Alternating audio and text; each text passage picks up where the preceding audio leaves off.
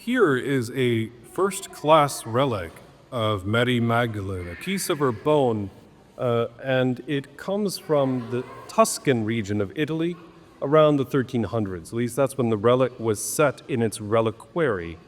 Of course, the relic, if truly authentic, would go back to the 1st century. There are two traditions about the martyrdom of Mary the Magdalene.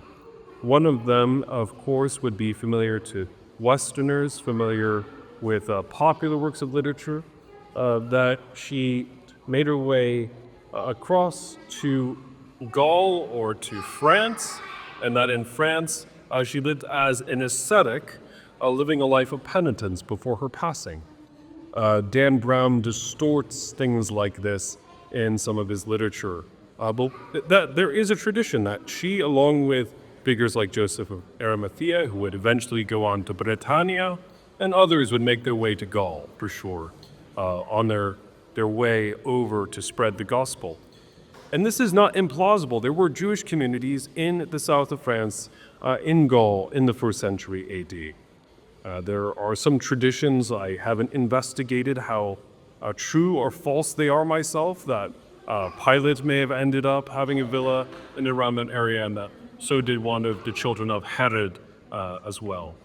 There's another tradition that Mary Magdalene was martyred in Ephesus, that she had an opposition there to one of the temples associated with, I believe, Artemis, and there found herself giving her life in defense of the faith.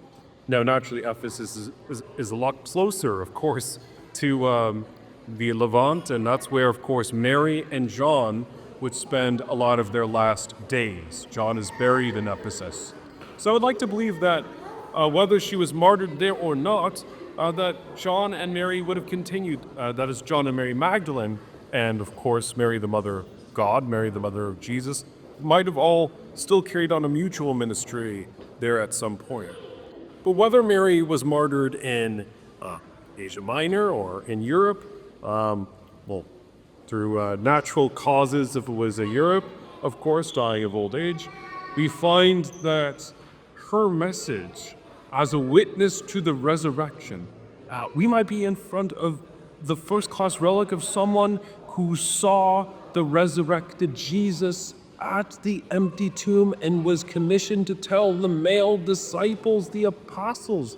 That is an amazing reality and something we should never, never, never take for granted. Mary from Magdala, or Magdala, is still a central figure of our Christian faith, Catholic, Protestant, and Orthodox. And we have so much to learn through her mighty example.